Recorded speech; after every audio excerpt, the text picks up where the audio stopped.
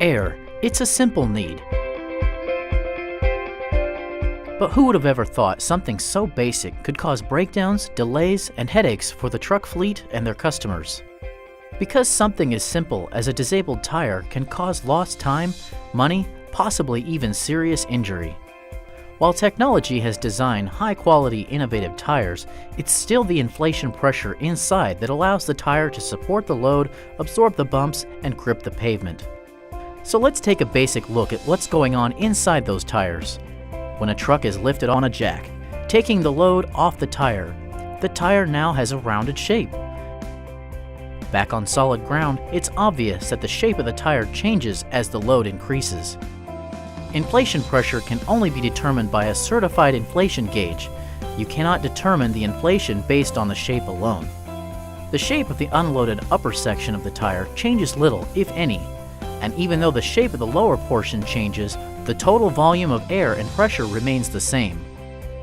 Back on the road, each part of that tire is constantly changing shape hundreds of times a minute. That's a lot of flexing those sidewalls. Tire design is built around the idea of maintaining that flex at the right amount in the right area. It's common knowledge that the amount of flex is determined by the amount of inflation. For a given load, less inflation, more flex. More inflation, less flex. Put more inflation in the tire and the pressure obviously goes up. It follows then that the flex will go down. Of course, the reverse is true. Flex will be too great when there is too little inflation pressure in the tire. Too little flex or too much flex can lead to costly breakdowns. Too much flexing causes the tire to build up excessive heat. One result is not only higher fuel costs for the truck company, but more importantly, heat damage, which shortens the life of the tire. That's when lost time and money on roadside pullovers and delayed arrivals occur. On the other hand, too much inflation pressure can reduce a tire's shock-absorbing ability, resulting in a rough ride. And tires are more likely to suffer many other types of damage, such as impact brakes. Vehicle manufacturers specify tire pressures on the certification label found on the tractor door jamb. Trailer tire information is found on a placard usually mounted near the nose of the trailer. On a bus or motor coach, the label is usually near the main entrance door or the driver's seat. You can also check for tire pressure information on the owner or service manuals. Using the tires, wheels, and inflation pressures specified on the placards ensures that the components can not only carry the loads, but also maintain other performance characteristics intended by the vehicle manufacturer, such as speed capability, ride, and handling. Alternate tire, wheel, or inflation pressure specifications could be recommended for your particular operation, but only taking into account increasingly complex technical details and your actual service conditions. So obtain specific advice from a tire or vehicle manufacturer before making tire, wheel, or pressure changes. Or you could ask your Bridgestone dealer, representative, or contact Bridgestone Technical Services. Bridgestone Technical Services and field engineers are always ready to assist you in optimizing tire performance and getting the most from your investment. If all tires were kept at the proper inflation pressure, millions of dollars could be saved every single day in fuel, tire life, breakdowns, and repairs. To make that happen, proper tire pressure requires regular checking and maintenance.